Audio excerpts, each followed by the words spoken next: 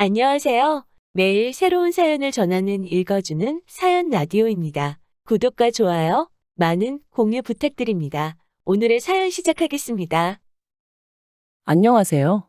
결혼한 지 3년 만에 이혼을 결심한 30대 여성입니다.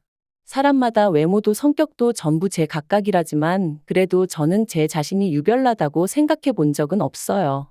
대단한 구석도 없지만 그렇다고 모난 구석도 없다고 믿고요. 그런데 어머님과 부딪힐 때마다 어머님은 제가 이상한 거랍니다. 사고방식이 글렀다나요. 저도 남편만큼 배울 만큼 배웠고 남들처럼 멀쩡히 사회생활 잘만 하고 있는데 말해요. 그래서 내리게 된 제 결론은 그냥 저는 이 집이랑 안 맞는다였지요. 그리고 저리 싫으면 중이 떠나야지 어쩌겠어요? 그래서 이혼을 결심했습니다. 남편하고는 아는 선배의 소개로 만났고 소개받았을 당시 제 나이 30, 남편 나이 32이었어요. 선배는 부담 없이 만나보라고 했지만 남편이나 저나 둘 다 적은 나이가 아니었다 보니 솔직히 부담스러웠던 것도 사실이고요. 하지만 선배하고는 여러 가지로 얽혀있는 상황이다 보니 자리 자체를 거절할 상황도 못 되었네요. 아무튼 그리고 말이 나왔으니 말이지만 소개팅을 받던 시기 저는 결혼과 비혼의 갈림길에서 고민이 많았어요. 사실 친정부모님 두 분의 사이는 좋았지만 하루아침에 친할머니께서 이제 같이 살아야겠다며 저희 집으로 들어오셨고 그래서 졸지에 친정어머니가 10년 넘게 다니시던 직장을 관두시는 걸 보고는 여러 가지로 충격이 컸었거든요.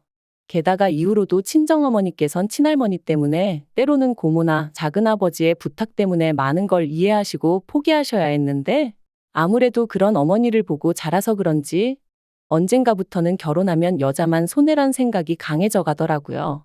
하지만 막상 제가 성인이 되어 사회에 나와보니 저희 어머니와는 달리 또 많은 여자들이 결혼을 하고도 계속해서 자기 커리어를 이뤄나가는 거예요. 그래서 그때 뭐랄까, 사고방식이 올바른 남자를 만나면 가정도 이루고 내 커리어도 이어갈 수 있지 않을까. 그런 생각도 들더라고요. 한편으론 제가 너무 부정적으로 세상을 보나 싶기도 했고요. 아무튼 그렇게 생각이 복잡하던 시기에 소개받은 게 남편이었네요. 남편은 저와 마찬가지로 직장을 다니는 평범한 회사원이었어요. 외모라던가 그런 건 모난 구석 없이 제 눈에는 나쁘지 않았고요. 그리고 무엇보다도 대화를 나눠보니 말수가 많지는 않아도 자기 의견도 확실하고 줏대도 있는 게 마음에 들대요. 참고로 저 또한 우유부단한 성격은 아니다 보니 갈팡질팡하는 사람들을 보고 있으면 답답해서 아무튼 남편도 남편대로 제가 마음에 들었던 모양이에요. 첫 만남이 있고 나서 매주 주말마다 만나자고 해왔으니까요. 그리고 그렇게 저희는 대략 2달간의 탐색전 끝에 연애를 시작했습니다. 연애한 지 1년 만에 결혼까지 약속하게 되었고요. 참고로 저는 못해도 인연은 만나보고 싶었지만 남편이 아버님 연세를 들먹이며 하루라도 빨리 자리 잡는 모습을 보여드리고 싶다고 저를 졸라서 어쩔 수가 없었네요. 그런데 어이없게도 남편의 성화로 서두르게 된 결혼임에도 불구하고 결국 시댁으로부터 제대로 된 지원은 받지 못했어요. 왜냐하면 어디 아픈 데도 없으신 아버님이셨는데 어머님께서 아버님의 건강을 핑계로 주시기로 하셨던 돈을 주지 않으셨으니까요. 그리고 말이 나왔으니 말이지만 어머님이 되시는 이유가 그럴듯하게 들리기라도 했으면 저나 저희 친정부모님도 속은 상했겠지만 그 정도로 실망하진 않았을 거예요. 사실 상견례 자리에서도 어머님께서는 남편 앞으로 1억은 너끈히 해주실 수 있다며 저더러 땡잡았네 어쩌네. 별의별 말씀을 다 늘어놓으셨습니다. 평생 여자라곤 모르고 가족하고 일밖에 모르던 아들이라며 요새 이런 남자가 어딨냐 그런데 재력까지 있으니 얼마나 대단하냐며 제가 운이 억수로 좋다 하셨지요. 그리고 어머님의 그런 아들 자랑 돈 자랑이 솔직히 곱게만 들렸던 건 아니에요.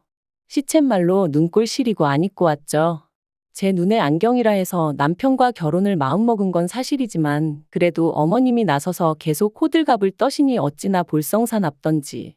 하지만 저도 그렇고 저희 친정부모님도 그저 떨떠름하게 웃는 것 말고는 아무것도 못했어요. 당시 친정아버지가 작은아버지의 부탁으로 돈을 빌려주셨는데 작은아버지 사업에 문제가 생기면서 저희 친정에서는 1억씩이나 해줄 만한 상황이 못 되었거든요. 그런데 어이없게도 막상 청첩장이 나올 때까지 어머님은 이런저런 핑계로 돈을 주시지 않으시더니 결국 결혼식 2주 전 저를 불러 앉혀놓고 하시는 말씀이 아버님 연세를 생각하면 지금 당장 쓰러지셔도 이상할 게 없답니다. 그리고 그렇게 되면 병원비며 이것저것 한두 푼 들어가는 게 아닐 텐데. 그때 돼서 저희한테 손 벌리고 그러면 저희도 그렇고 어머님 아버님도 얼마나 마음이 안 좋겠냐대요. 그래서 내린 결론이 당장 결혼하는데 뭐 딱히 지원해 줄 건 없고 살다가 사정 좋아지면 해주겠답니다. 그때는 솔직히 얼마나 어이가 없던지 분한 마음까지 들더라고요. 하루아침에 상황이 달라진 것도 아니고 그러면 최소한 상견례 때 예의는 갖춰주셨어야 하는 거 아닌가 싶었으니까요. 아무튼 결국 양가로부터 별다른 지원 없이 남편이 모아둔 돈과 제가 모아둔 돈 5천씩 반반 보태 그 돈으로 전세를 구했습니다. 서울이 아니었으니 다행이지 서울이었으면 어림택도 없었을 거예요. 그런데 문제는 결혼한 지 1년도 되지 않아 제가 임신을 했고 그러면서 회사를 관두게 되었어요. 사실 어떻게든 버텨보려고 했는데 입덧부터 시작해서 여러 가지로 출퇴근조차 어려운 상황이었거든요. 그리고 제가 다니던 회사는 내실이야 좋았지만 직원 수 자체는 10명 남짓의 소규모였다 보니 제가 제 몫을 제대로 해내지 못하면 안 되는 상황이었거든요. 그래서 결국 퇴사를 할 수밖에 없었는데 회사 대표부터 시작해서 같이 일하던 사람들이 더 안타까워하대요. 여담이지만 이때는 그래도 내가 인정받는 사람이긴 했구나 싶어 좀 기쁘기도 하더라고요. 아무튼 그런데 어이없게도 정작 제 퇴사를 알게 되신 어머님께서는 얼마나 노여워하셨는지 몰라요. 그것도 제 회사한테 노여워하신 게 아니라 퇴사를 했다는 사실에 노여워하셨어요.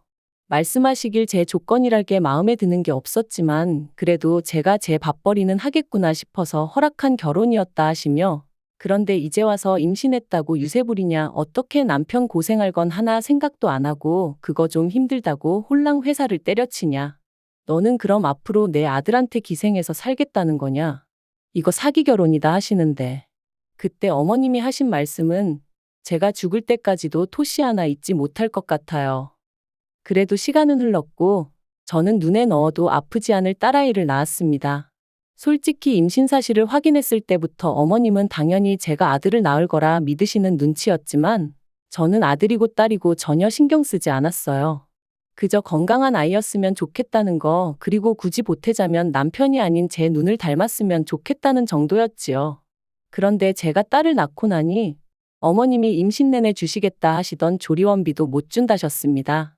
제가 당신이 부탁해서 애를 낳은 것도 아니고 좋아서 낳은 건데 왜 몸조리를 당신이 시켜줘야 하냐는 핑계를 대시면서 말해요.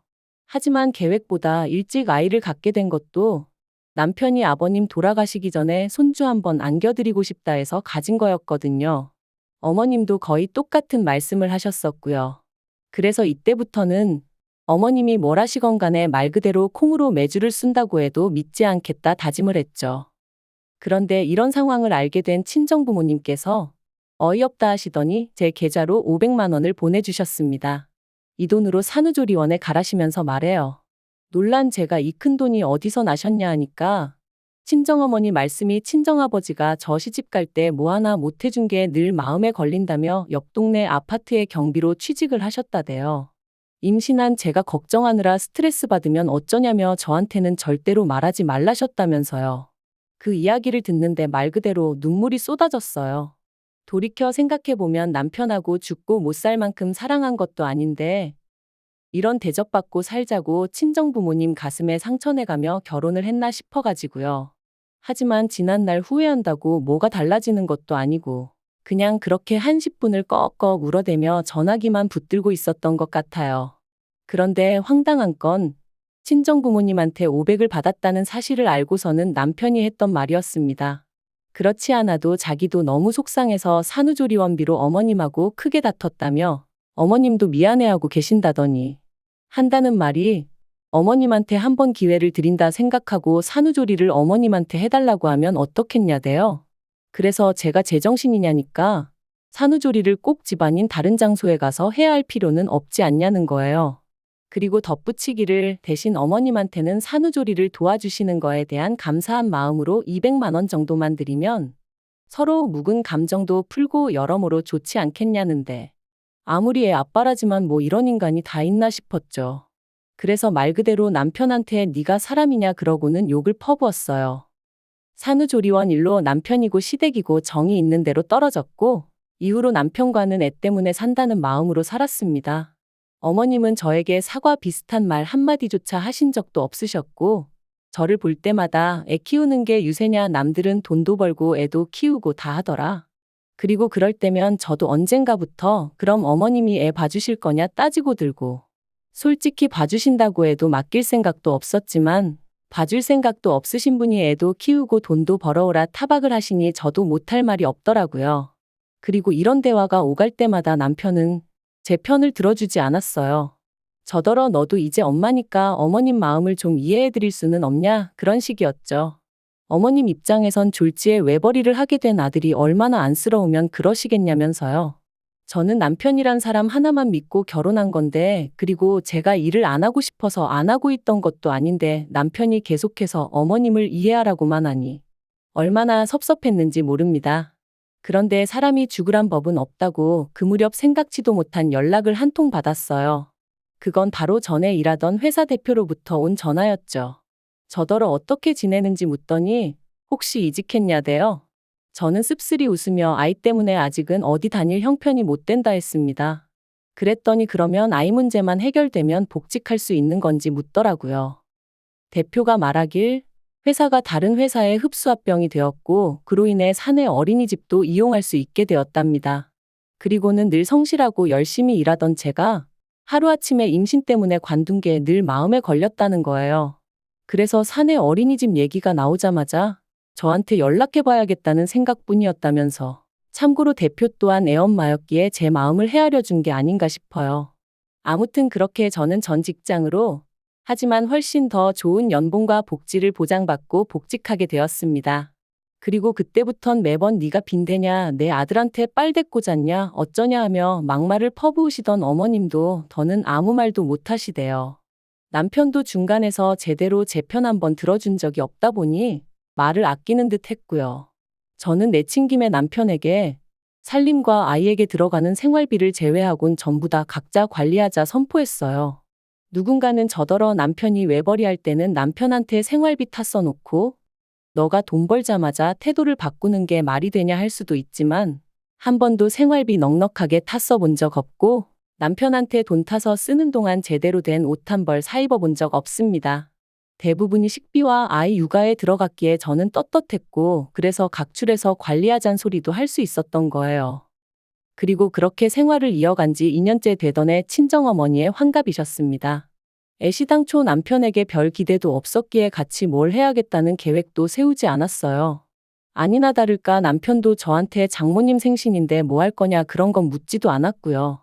하긴 자기 부모님 생신도 제가 말해주지 않으면 깜빡깜빡하는 사람이었으니 뭘 기대했다면 기대한 제가 이상한 거였죠. 아무튼 그래서 친정부모님과 여행 가기 일주일 전 남편에게 친정부모님 모시고 일본에 간다 했어요. 친정어머니가 밥이나 한 끼 먹으면 되지 무슨 여행이냐 하셨지만 그래도 온천 여행이라도 한번 시켜드리고 싶은 게 자식된 제 마음이었거든요. 남편은 심드렁한 표정으로 알겠다 했고 잘 다녀오라 한마디 하대요. 말이라도 나도 같이 가야 되는 거 아니냐 돈은 있냐 묻지도 않았고요. 기대가 없었다고 말은 하지만 왜인지 서운했던 게 사실이에요. 그런데 지난달 초였어요. 어머님이 연락을 해오셔서는 대뜸 친정부모만 부모냐면서 어떻게 네 부모만 데리고 여행을 다녀왔냐 소리를 지르시대요. 그래서 제가 그게 아니라 환갑이시라 겸사겸사 다녀왔다 했습니다. 그리고는 어머님이 혹시 걱정하실까봐 드리는 말씀인데 어머님 아들 돈은 1원 한 푼 쓰지 않았다 했죠. 하지만 어머님께서는 그래도 그건 경우가 아니라며 화를 내셨고 당신 환갑 때는 아무것도 못했다며 하소연을 하셨습니다. 황당한 건 어머님 환갑 때는 제가 이 집 며느리가 아니었는데 말이죠. 어머님은 저희 친정어머니보다 나이가 6살이나 많으셨거든요. 그래서 제가 그러면 칠순 때 챙겨드리겠다 하니까 칠순까지 얼마나 남았는 줄 아느냐며 무조건 지금이라도 지나간 환갑을 챙겨달라셨어요. 어이도 없고 환장하겠더군요. 그렇게 전화로 1시간 10분을 시달린 끝에 알겠다 했습니다. 그런데 곰곰이 생각해보니까 제가 그걸 왜 해드려야 하나 싶더라고요. 그래서 남편한테 여행은 좀 과한 것 같다니까 저더러 알아서 하랍니다. 자기는 어머님 환갑 때 100만 원 해드렸으니까 이 일과는 상관이 없다면서 말이죠. 그리고 강 건너 불구경하듯 말하는 남편의 모습을 보고 있으니 그동안 어머님과 제가 갈등이 있을 때마다 남의 일마냥 먼 산만 보던 남편의 지난 과거들까지 떠오르면서 더더욱 억울하고 분한 마음이 들더라고요. 그래서 저도 이대로는 못 넘어가겠다. 말 그대로 복수를 해야겠다 싶대요. 그래서 어머님이 저한테 이렇게 주신다며 잔뜩 기대하게 만드셨던 것처럼 저도 여행 일정이며 이런저런 이야기로 남편과 어머님을 잔뜩 들뜨게 만들었어요. 그리고 출발 하루 전날 남편과 함께 어머님 댁에 찾아가 갑자기 사정이 생겨 여행을 못 갈 것 같다고 통보해버렸습니다. 영문도 모르고 같이 간 남편이 눈이 휘둥그레져서 저를 쳐다보더라고요. 그리고 역시나 제 예상대로 말 그대로 난리가 났어요.